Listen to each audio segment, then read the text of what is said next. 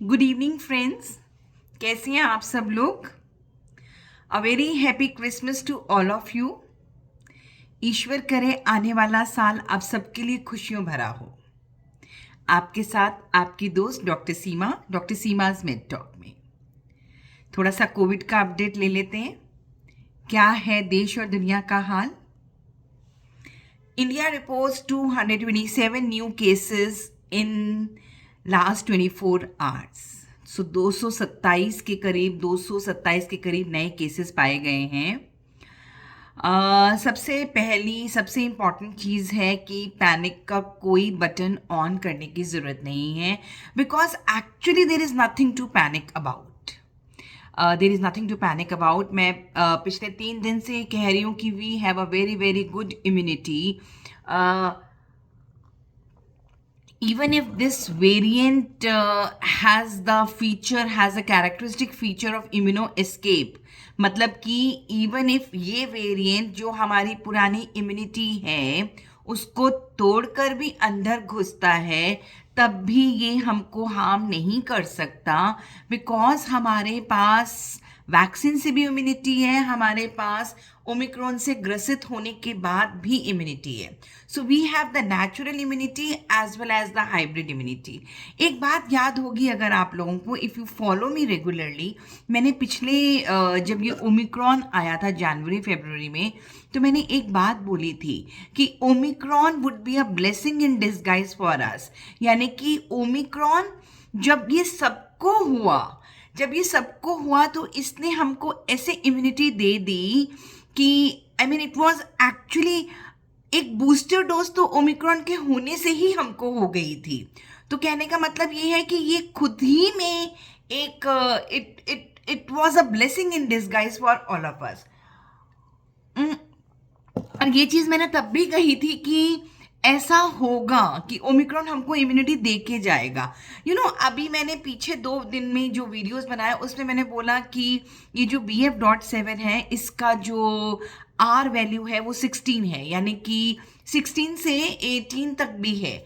यानी कि एक व्यक्ति जिसको BF.7 होता है वो अपने सराउंडिंग्स में 16 से 18 लोगों को बीमारी दे सकता है, यानी कि इन्फेक्शन दे सकता है।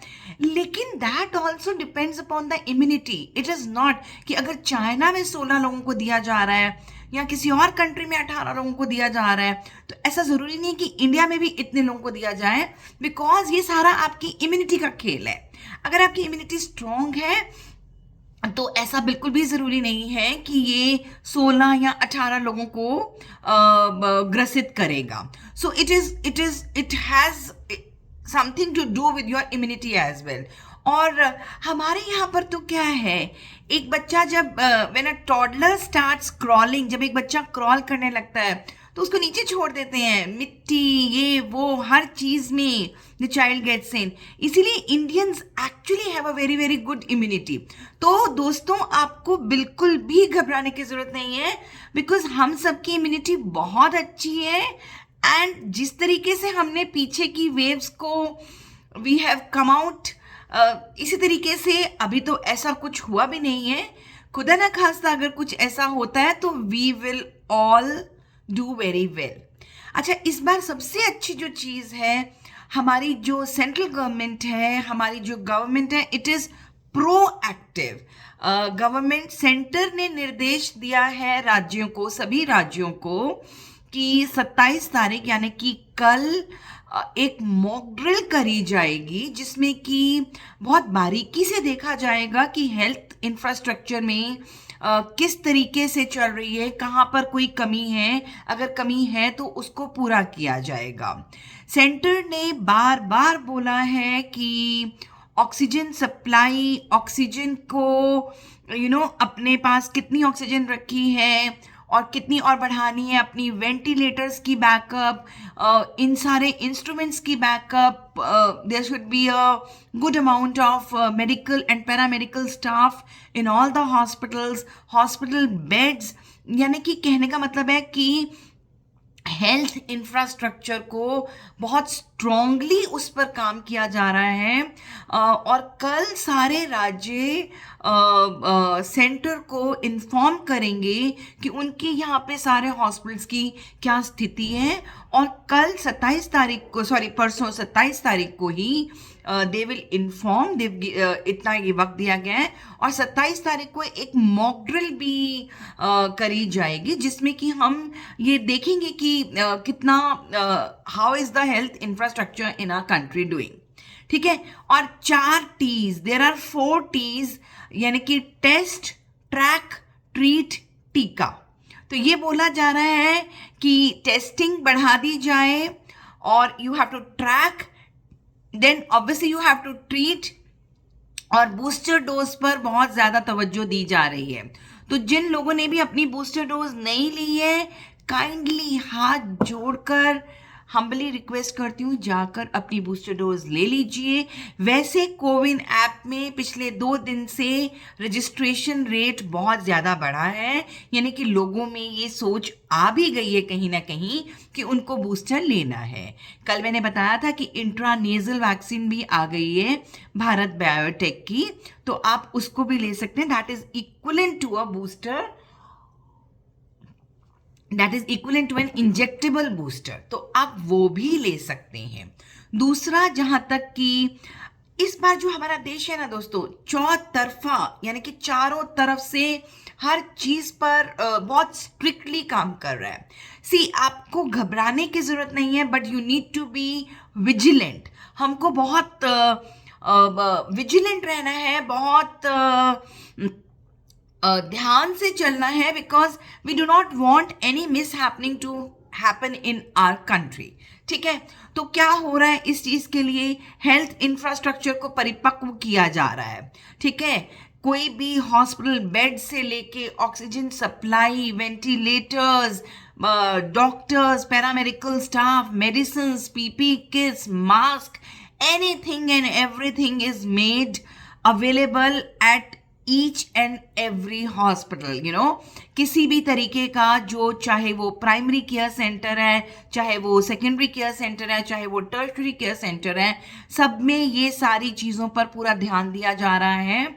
और सभी राज्य 27 तारीख को सेंटर को इन्फॉर्म करेंगे और एक मॉक ड्रिल होने वाली है।